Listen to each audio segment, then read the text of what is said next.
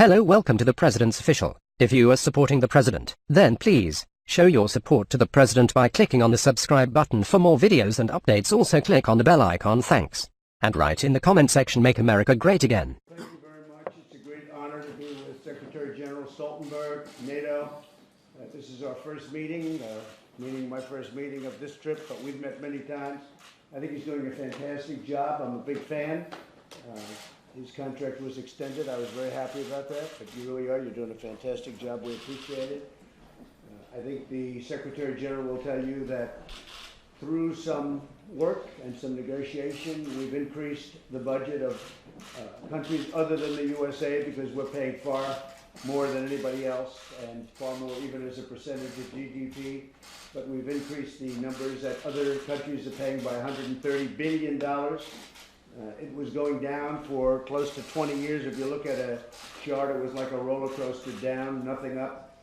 And it was going on for a long time. You wouldn't have had a NATO if you kept going that way. And now we've really increased it incredibly well. And I'm happy to have helped. But the Secretary has been looking to do that for a long time, and I can tell you he's very happy about it.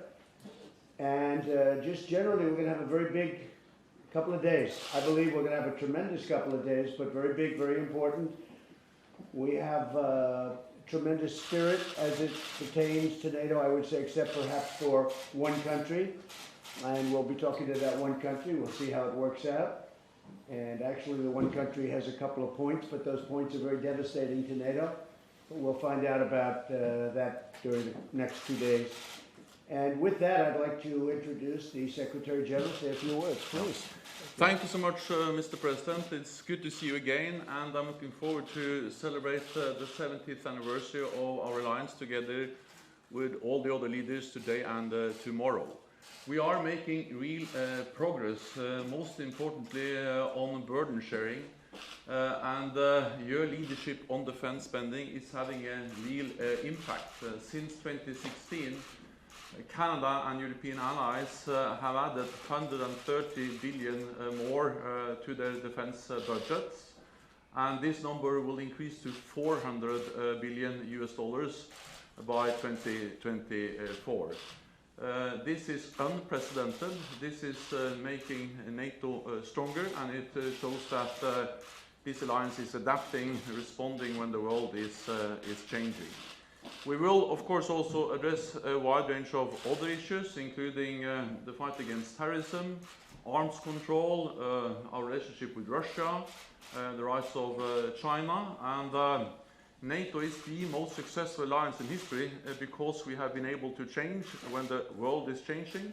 That's exactly what we are doing again, and the fact is that we are doing more together in this alliance now than we have done for many decades. So once again, thank you for your leadership and your strong commitment to NATO. I loved your statement that we're able to change when the world is changing, and you do have to do that. Your original mission was somewhat different than it is now. Today, the world is a lot different than it was back then. But that's a very profound statement, that it's a statement that everybody has to understand is very, to me, very important. Okay, thank you very much, everybody. Mr. President, you're here in London. Are you going to be seeing Prime Minister Johnson, and do you have any thoughts on the upcoming elections? I have no thoughts on it. It's going to be a very important election for this great country, but I have no thoughts on it. I will be meeting with him, yes. When will that be? I don't know. I have the schedule over here. I have many meetings. I have meetings set up with lots of different countries. What's your answer to President Macron's criticism about NATO, saying that it is brain dead? Who said that? President Macron. I know, and then Turkey responded by saying that he was brain dead, which is interesting. Now, NATO serves a great purpose. It got to be unfair for the United States because the United States was paying a disproportionate amount. And I heard that President Macron said NATO is brain dead. I think that's very insulting to a lot of different forces, including a man that does a very good job in running NATO. No, it has a great purpose, especially with the fact that NATO is becoming much more flexible in terms of what it looks at. But I was very surprised. I'd like to ask you, what did you think? He made a statement about NATO being brain dead. What did you think? Well, that's not the case, because actually NATO is active, NATO is agile, NATO is adapting, and we have just implemented the largest reinforcement of our collective defense since the end of the Cold War, with high readiness of our troops. For the first time in our history, we have combat-ready troops in the eastern part of the alliance. European allies and Canada are investing more, also in high-end capabilities, and we are stepping up the fight against terrorism, and we are, as an alliance, for the first time also addressing the security implications of the rise of China. So the reality is that this alliance have proven once again to be able to adapt, to change, responding to a changing world. So that's the reason why we are a success, the ability to change when the world is changing. It's a tough statement, though, when you make a statement like that. That is a very, very nasty statement to essentially 28, including them, 28 countries. I think that, you know, you have a very high unemployment rate in France. France is not doing well economically at all. They're starting to tax other people's products, so therefore we go and tax them. It's just taking place right now in technology, and we're doing their wines and everything else. And it's a very tough statement to make when you have such difficulty in France. You look at what's happened with the yellow vests, or you look at what's going on during certain parts of their season. They've had a very rough year. And you just can't go around making statements like that about NATO. It's very disrespectful. Mr. President, the Department of Justice Inspector General's report is due out soon, and it's been reported that the Attorney General disagrees with that conclusion. Do you agree with Attorney General Barr? Well, I just don't know. I just don't know. I haven't seen it. I purposely stay out of it. And we have a great Attorney General. He's a very fair man. He's a great gentleman. He didn't need this job. He took this job because he wanted to do something great for the country. As you know, he was a very successful man. Picked a great company to work when he left. As you know, he picked a great company to work for. But he's a very successful man. Didn't need the job. He's doing a great job. I have not seen the report. Perhaps he's read the report. I think he was quoted incorrectly. I do believe that, because I'm hearing the report is very powerful, but I'm hearing that by reading lots of different things, not from inside information, it's really from outside information. I think all we have to do is wait. Is it going to be released on Monday or so? I think we have to read it, and we have to see it. But I hear there's a lot of devastating things in that report, but we'll see what happens. Look, we have a few days to wait. We've been all waiting a long time. I do think the big report to wait for is going to be the Durham report. That's the one that people are really waiting for. And he's highly respected, and he's worked very hard, and he's worked long hours, I can tell you, and gone all over the world. So we'll see. But the Durham report is a report people are really looking forward to. But this is a very important report. The IG report is a very important report.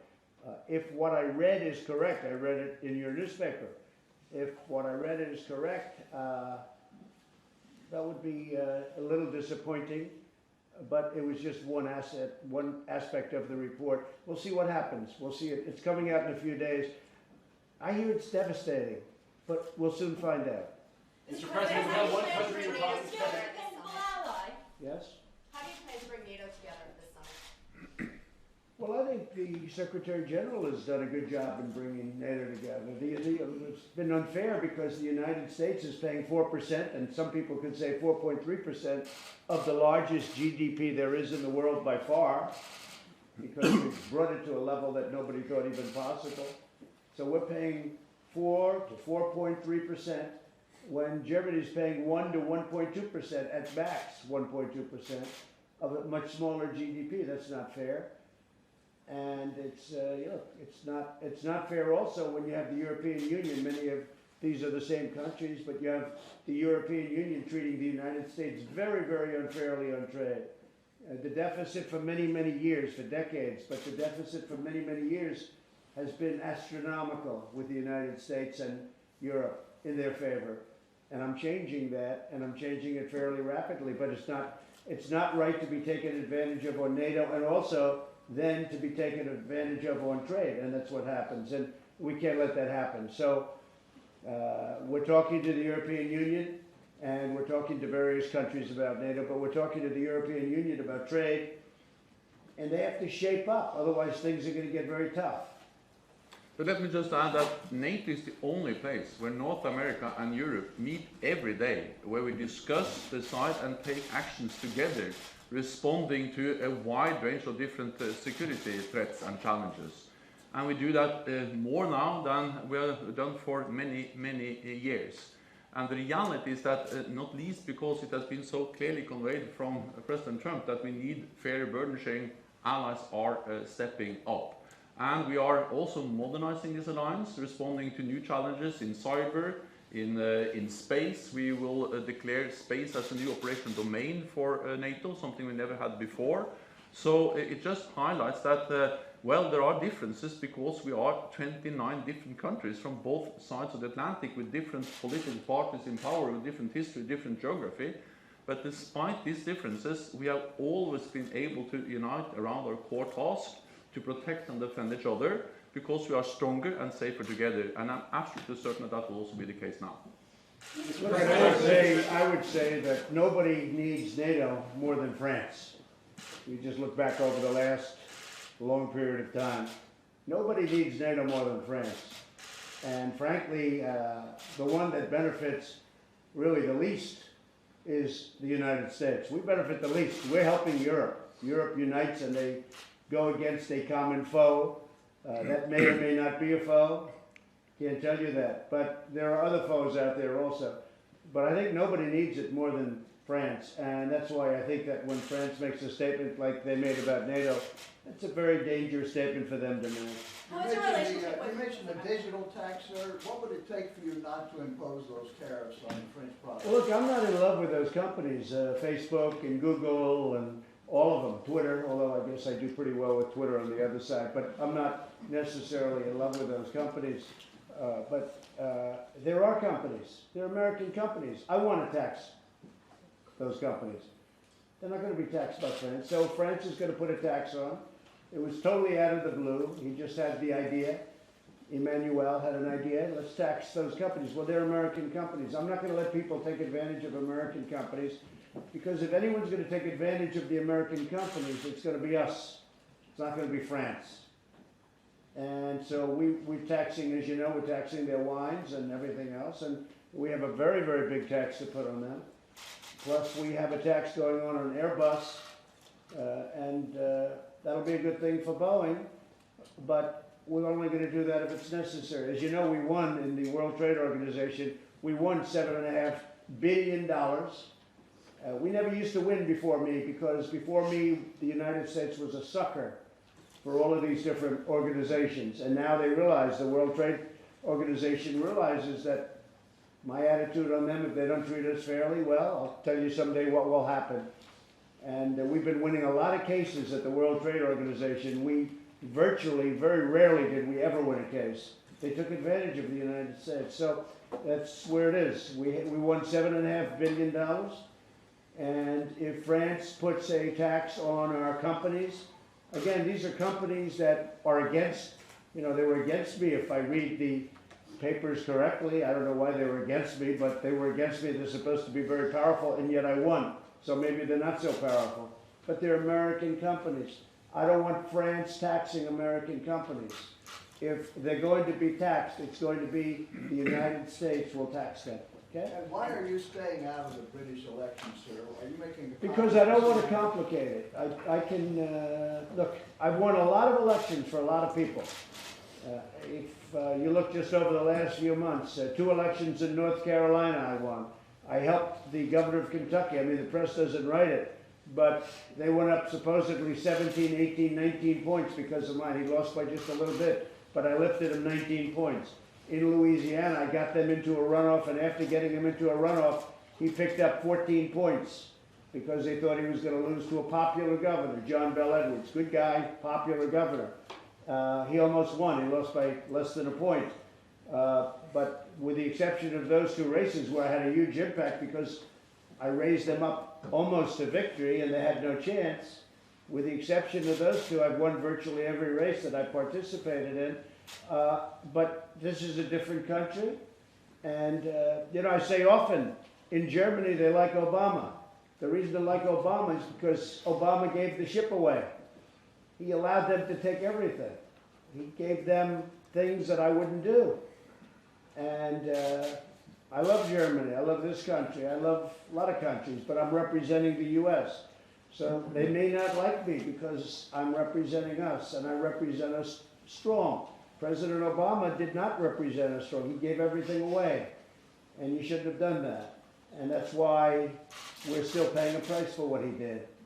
So I'll stay out of the election.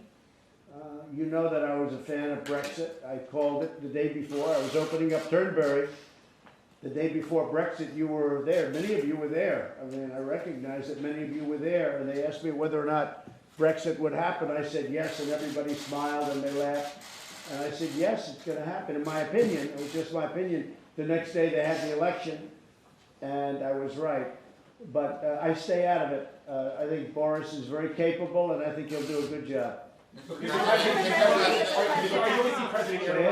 Say relationship with President Macron going into this meeting? I think it's fine. I've always had a good relationship with Emmanuel.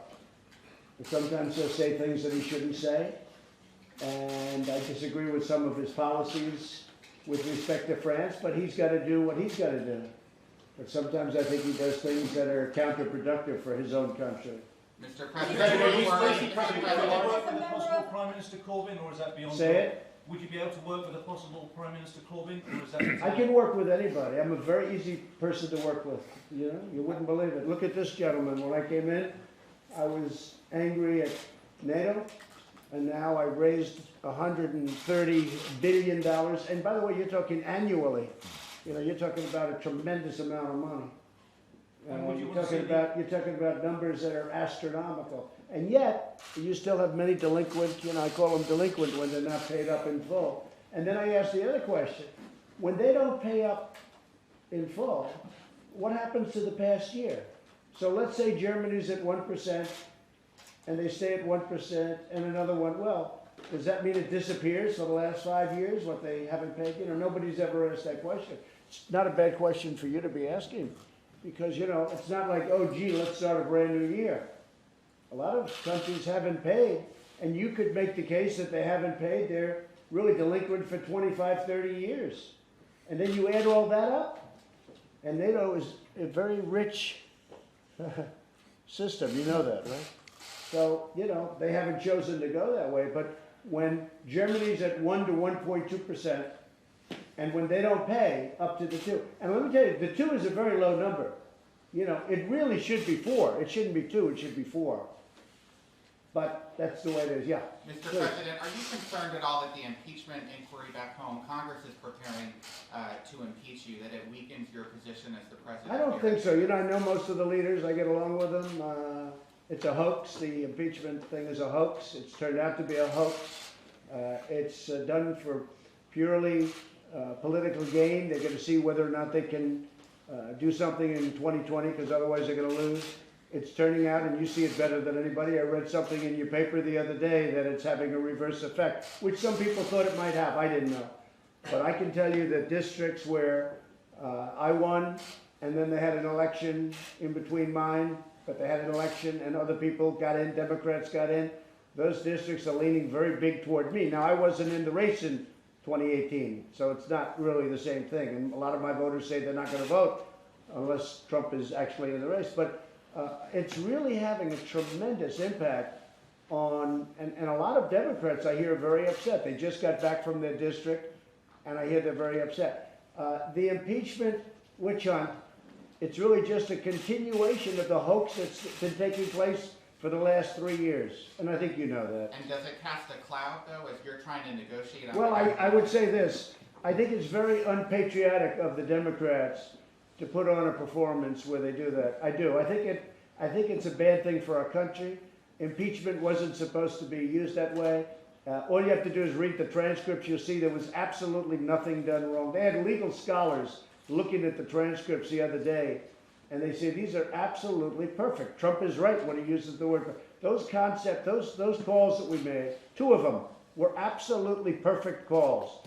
And I think it's a very bad thing for our country. Does it cast a cloud? Well, if it does, then the Democrats have done a very great disservice to the country, which they have. They've wasted a lot of time We're trying to get prescription drugs reduced very substantially. We could do it easily. They don't have any time to do anything. I call them the do-nothing Democrats. They are hurting our country very badly. Mr. President, will you meet with President Erdogan here, and is there still... I may. I have a very good relationship. I may. It could be. I don't know if it's on the schedule, but if it isn't, I would. And is there still a place for Turkey in NATO after its invasion of Syria a couple weeks ago? Well, I'd have to ask the other countries. I mean, I have my own views, but I wouldn't say it here. Good relationship with Turkey. We left their border. We've been on their border long enough. They're doing just fine on their border. We kept the oil. I kept the oil. The only people we have over there now, we have a small group that are fighting the remnants of ISIS because they pop up again and we put them down. We've defeated the ISIS caliphate. Nobody thought we could do that so quickly. I did it very quickly. When I came in, it was virtually 100%, and I knocked it down to zero.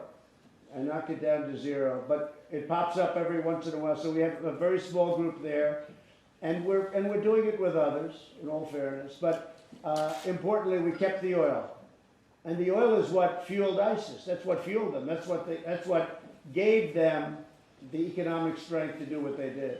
And of course, we killed al-Baghdadi, and we also killed his second. So that was very important because he was trying to reform ISIS. Mr. President, should the National Health Service be on the table in trade talks with the United Kingdom? Say it? Should the National Health Service be on the table in trade talks? No, not at all. I have nothing to do with it. Never even thought about it. Honestly, we have enough. Look, we are going to have a great healthcare system. We're doing great healthcare work. We've got things really running well. And if we get elected, if we take the House, keep the Senate, keep the White House, we'll have phenomenal healthcare. But right now, we've made it very good. And we have 180 million people on plans that they absolutely love, private plans that they absolutely love. But in this country, no, they have to work that out for themselves. We have absolutely, I don't even know where that rumor started. We have absolutely nothing to do with it, and we wouldn't want to. If you handed it to us on a silver platter, we want nothing to do with it. There's some talk among lawmakers of censuring you instead of impeachment. What do you think about that? Unacceptable. I did nothing wrong. I heard about it. Now they want to go to censure because they have no case for impeachment. So they want to go to censure. I don't want them to go to censure. I did nothing wrong. I don't mind being censured if you do something wrong. I did nothing wrong. I had a great conversation, very respectful conversation with the president, a good person, by the way, with the president of Ukraine. It was flawless. People have analyzed it from 15 different ways. It was flawless. You know, there were many people on that line, including the Secretary of State. And one person, two people had a complaint, and you take a look at those two people and you tell me. But many people, and I know there were many people on the line. I mean, there's always a lot of people. When you speak to a head of state, not only our people, they had people also, many people probably. No, I wouldn't be happy with that at all. No, to me, it's unacceptable. I did nothing wrong. You don't censure somebody when they did nothing wrong. They're in search of a crime. That's what they are. They're what you call an investigation in search of a crime. There was no, not only wasn't there a crime, it's not even a word that should be used. I had a very, very good conversation with the head of Ukraine.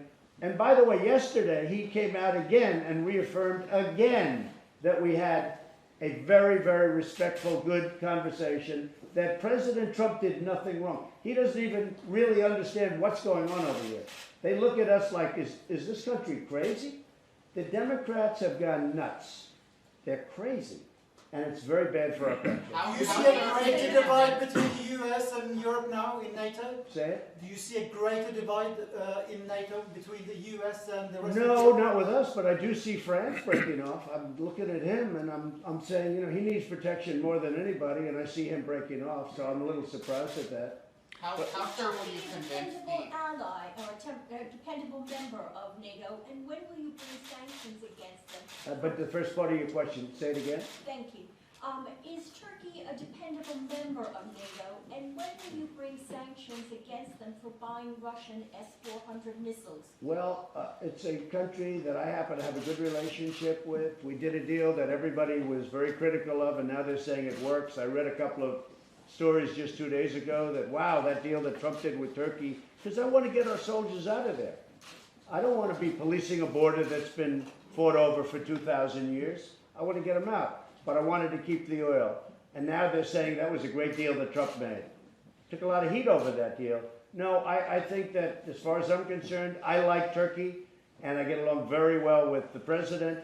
And I would hope that he's a very good member of NATO, or will be. But we'll see what it is in the future. Could I ask you that question? Yes, but Turkey is an important NATO ally. And you can just look at the map. Bordering Iraq and Syria, the only ally that borders that part of the world. And Turkey has been enormously important in our joint efforts to fight ISIS, Daesh. We have been able to liberate in the US-led coalition to defeat ISIS all the territory that ISIS controlled just a few months ago, and more than 8 million people that were under ISIS control. And we have done that not least by using infrastructure bases in Turkey. So in the fight against ISIS, Turkey has played a key role. Then many allies have expressed their concern about the Turkish military operation into northeast Syria. But following the agreement between the United States and Turkey, when Vice President Pence went to Ankara, we have seen that Turkey has stalled its military operations in northeast Syria, and we have seen a significant reduction in violence. And now we have to build on that and try to find a political solution to the crisis in Syria. Let me also add on the question about Europe and North America. Yes, there are differences, as there has always been, dating back to the Suez Crisis in '56 all the way to the Iraq War in 2003. So it's nothing new that 29 allies have different views on many different things, trade, climate change and other things. But again, the strength of NATO is that despite these differences, we have proven again and again able to unite around our core task to protect and defend each other. And that's exactly what we are doing now. We are doing more together, North America and Europe, than we have done for many decades. So the paradox is that despite so much, some political differences, we always are able to agree and unite around our core task to stay together. And I will say this, 3 weeks ago when we got al-Baghdadi, Turkey was very helpful.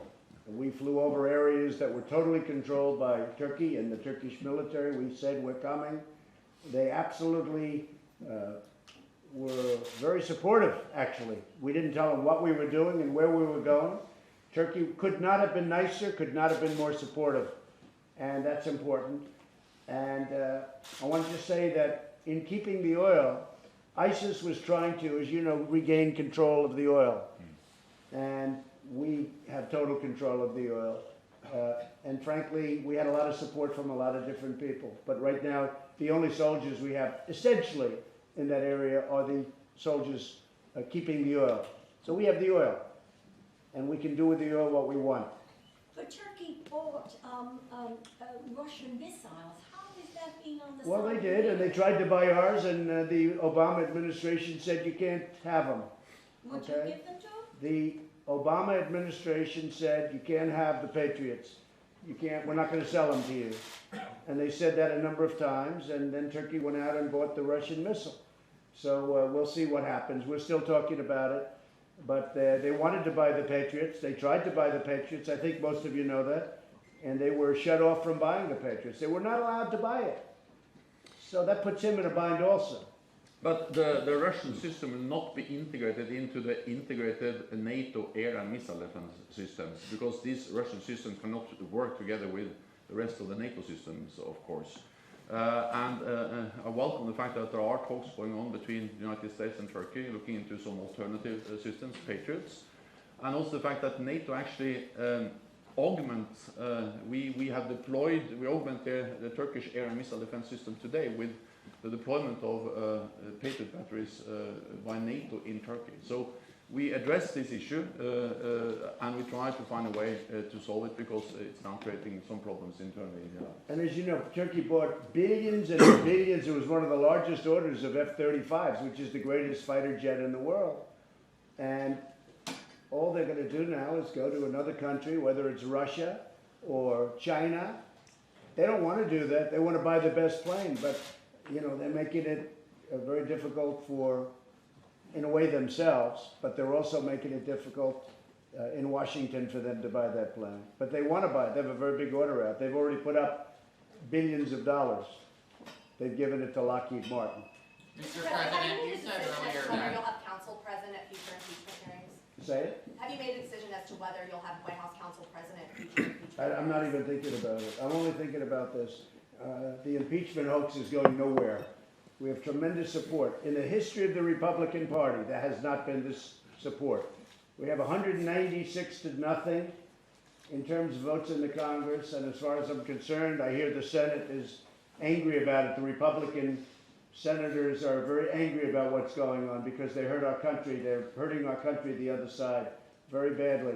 We have tremendous support, probably the most united that our party's ever been. I just had a 95% approval rating. It's the highest in the history of the Republican Party. Ronald Reagan was 87, he's second. The party has never been this united, the Republican Party. The impeachment is going nowhere.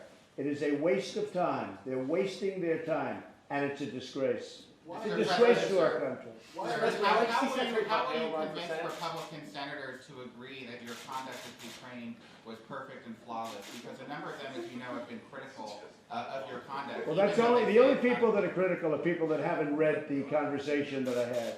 And in some cases, they haven't read. Are you okay back there? What happened? You getting into a fist fight or something? Secretary Pompeo. I'm wondering if you think you should run for Senate. No, oh. I thought you had something. Right back here. Oh, okay. Okay, I thought they got into a little fist fight back there. That's happened a couple of times with you people. No, I think the Republican Party is right now more united than they've ever been. When people read I always say read the transcript. I also say take a look at what the president of Ukraine said. And he said it numerous times, including very powerfully yesterday. Because that's the only thing that really, that's it. Then you have people heard third hand, fourth hand, second hand.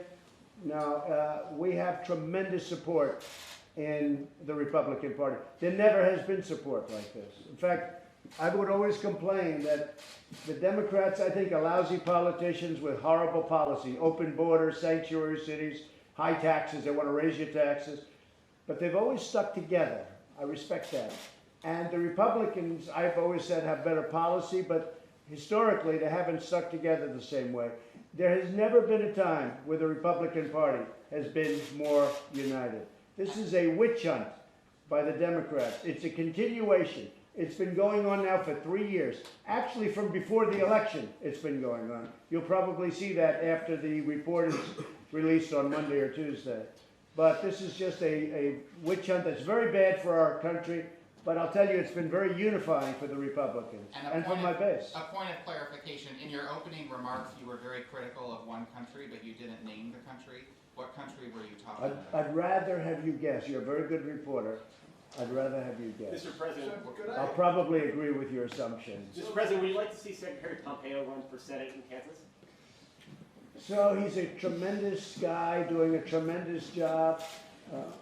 And I would say this, if I thought we were going to lose that seat, because we shouldn't lose that seat, it's a great state. It's a state that I won overwhelmingly, as you know. We shouldn't lose that state. Then I would sit down and talk to Mike. But you can never find anybody that can do a better job as Secretary of State. But if we thought we were going to lose that, I would have a talk to Mike. If you look at polling, Mike would walk away with that seat. If I thought there was a risk to losing that seat, I would say that I would sit down very seriously and talk to Mike and find out how he feels about it. He loves what he's doing. He's doing a great job, as you know. Could I ask about NATO? Why is China such an important subject for this NATO summit? What threat do they... Well, China's become very powerful, and much more so than in the past. They've done it largely with United States money because our past presidents allowed them to steal the cookie cutter, and that's okay. I don't begrudge China for that. I'm very disappointed in our past presidents and leadership. They allowed this to happen. There's no way it should have happened. And by the way, I'm doing very well in a deal with China if I want to make it. If I want to make it. I don't think it's if they want to make it. It's if I want to make it. And we'll see what happens. but I'm doing very well if I want to make a deal. I don't know that I want to make it, but you're going to find out pretty soon. We'll surprise everybody. But as you know, historically, NATO has been focused on the Soviet Union and Russia, so it's something new that we now are also addressing the implications for our security by the rise of China. But we have to do that because China is now the second largest defense spender in the world after the United States. They recently displayed a lot of new advanced military weapon systems, including new intercontinental ballistic missiles able to reach the whole of Europe, United States, hypersonic weapons, gliders, and they also deployed hundreds of intermediate range missiles that would have violated the INF Treaty if China had been part of that treaty. It's not about moving NATO into the South China Sea, but it's about taking into account the fact that China is coming closer to us. We see them in the Arctic, we see them in Africa, we see them investing heavily in European infrastructure, and of course we see China in cyberspace. So the rise of China, there are some opportunities, but also some challenges, and we need to face them together. And I think it's a good thing that Europe and North America do that together. Because together, North America and Europe, we are 50% of world GDP and 50% of the world's military might. So as long as we are together, we are bigger and stronger than any other potential adversary. And I think that's important because it's a very different NATO. I mean, this has become, I really think since I've joined, since I've come in, we have a very good relationship. This used to be a NATO on one country. They didn't even talk about anything else. And now, really, we are looking at all over the world because there are, you know, the world changes. 70 years it is, it's a long time, and the world has changed a lot. And I don't think, frankly, before us that NATO was changing at all with it. And NATO is really changing right now. So it's a different NATO. It's covering a lot more territory. It's covering hot spots. It's covering a lot of things that were never even contemplated or thought of even 5 years ago. If you go back 5 years, they wouldn't even be thinking about the things that we're doing now. So, and I've become a bigger fan of NATO because they've been so flexible. If they weren't flexible, I think I would probably be not so happy. But they are very flexible, and this gentleman's doing a great job. Are you still planning to come to Germany? I will come to Germany, sure. Love Germany. Love the people of Germany. Mr. President, why has North Korea continued its nuclear program despite the... Well, we'll see. I have confidence in him. I like him. He likes me. We have a good relationship. We'll see. We'll see what happens. He definitely likes sending rockets up, doesn't he? That's why I call him Rocket Man. But we have a very good relationship, and we'll see what happens. It may work out, it may not. But in the meantime, it's been a long time. President Obama said it's the #1 problem, and it would have been war. You'd be in a war right now if it weren't for me. If I weren't president, you'd be in a war right now in Asia, and who knows where that leads. That brings in a lot of other countries. Mr. President, you've met with Kim Jong-un 3 times now, and yet he continues to build his nuclear program and test his missiles. So what more will it Well, take? you don't know that. #1, you don't know that. And #2, very importantly, I have met, and in the meantime, we still have peace. We have peace. And at least speaking for myself, I have a very good personal relationship, and he has with me. I'm possibly the only one he has that kind of relationship with in the world. They call it the Hermit Kingdom. I know a lot about his Hermit Kingdom, but I have a very good relationship. If you would have listened to President Obama, we'd be in a World War III right now. So we'll see what happens. Hey, look, we are more powerful militarily than we ever have been.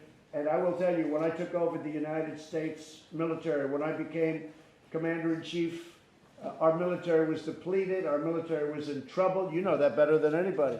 We had old planes, we had old everything, we didn't have ammunition.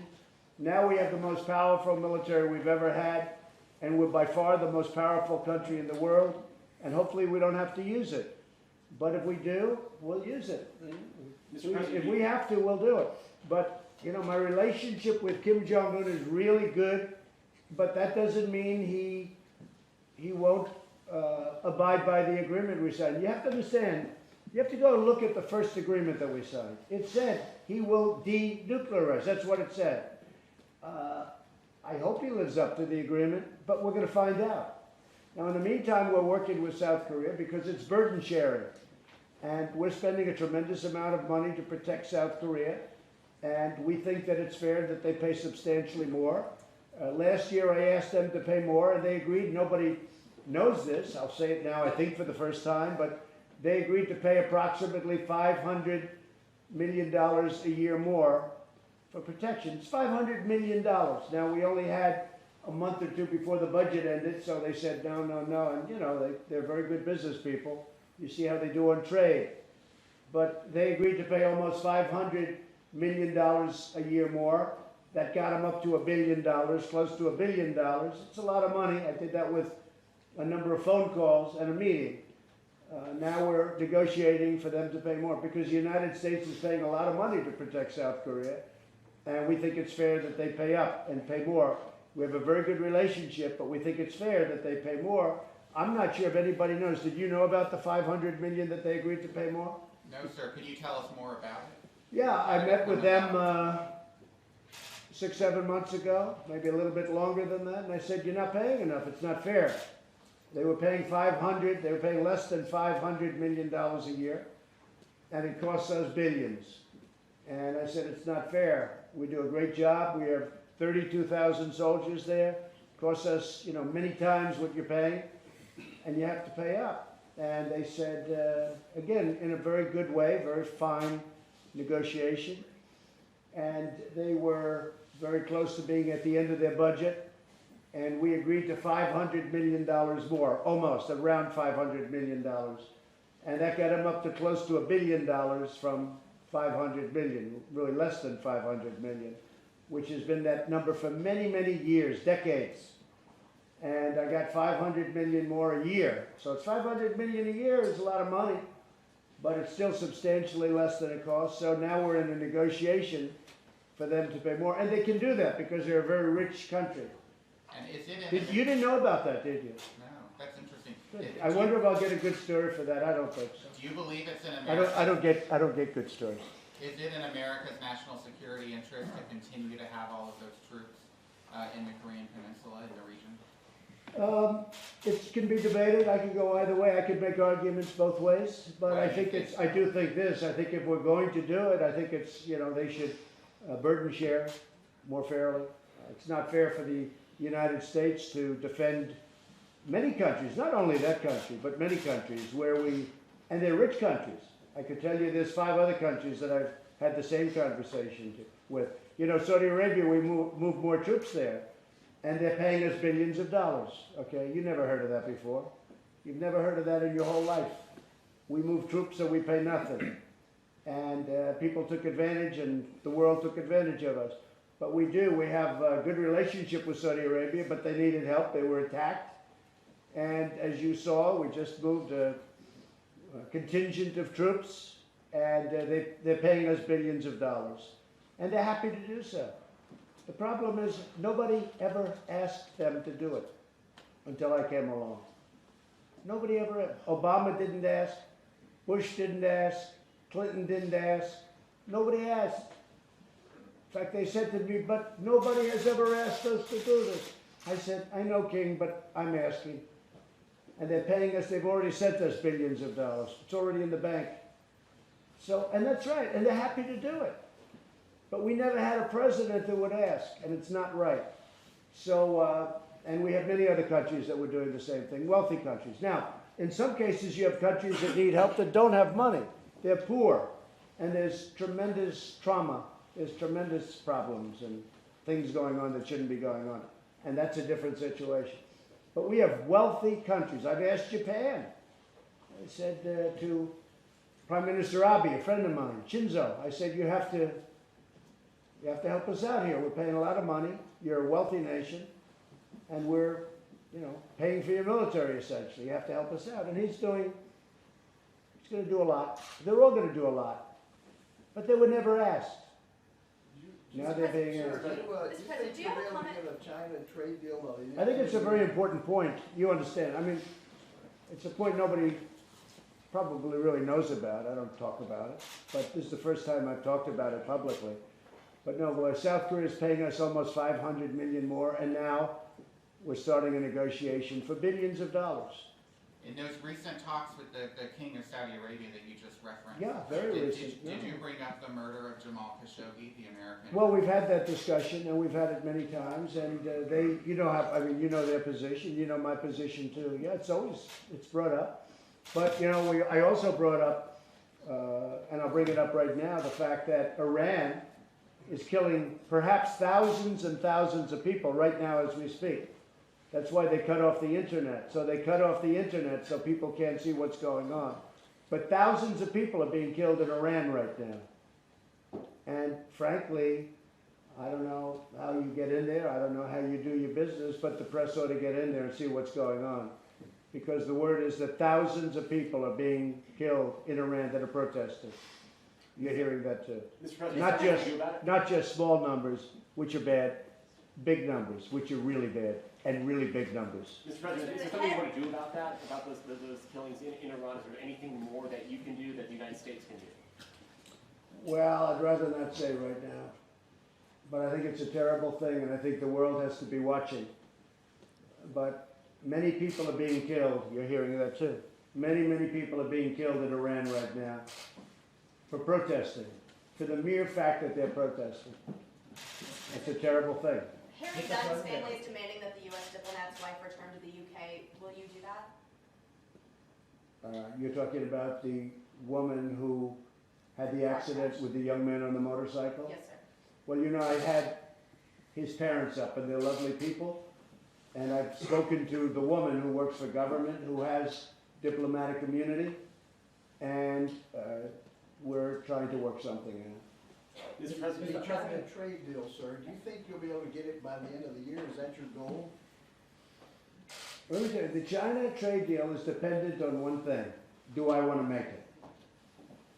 Because we're doing very well with China right now, and we can do even better with a flick of a pen, and China's paying for it. And China has the worst year by far that they've had in 57 years. So we'll see what happens. But we're doing very well right now. And I gave the farmers, as you know, $28 billion and had a lot left over because the farmers were targeted by China. I gave them $28 billion over a 2-year period, and that got them whole. That was everything that China took out. I gave them from the tariffs that China paid us. And I had billions left over, many billions left over. So you don't really have a deadline? I have no deadline, no. Mr. President, are you concerned about In some ways, I think it's better to wait till after the election. You want to know the truth? I think in some ways it's better to wait till after the election with China. But I'm not going to say that. I just think that. I just tell you. In some ways, I like the idea of waiting till after the election for the China deal. But they want to make a deal now, and we'll see whether or not the deal's going to be right. It's got to be right. Look, China's been ripping off the United States for many, many years. Again, because of leadership or lack of leadership, or it wasn't their thing. It's like I told you about the military and the kind of money we're taking in. And you know, every one of these countries, these are rich countries I'm talking to, they would always say, but nobody has ever asked us to do that. Like, therefore, why should we do it now? I said, well, they haven't because they were foolish, but I am. And that's where we are. And that's why with Saudi Arabia, with South Korea, with so many other countries, they're paying a lot of money to the United States that they weren't paying. And they will be paying a lot more. Mr. President, do you think that Jeremy Corbyn... That's a big story, right? That's a big story, you. A lot of big I don't know. I don't know how you can make that a bad one, but you'll figure a way, right? Mr. President, do you think that Jeremy Corbyn needs to do more to denounce anti-Semitism? I know nothing about the gentleman, really, Jeremy Corbyn. Know nothing about him. Mr. Do you have a comment on Prince Andrew stepping? To strengthen the dialogue with Russia, French President Emmanuel Macron is asking to talk more to Russia. Do you support him? I think NATO should always be in dialogue with Russia. I think you can have a very good relationship with Russia. I don't think that there's any problem at all with the Secretary General speaking with Russia. I think it's a very important thing to do.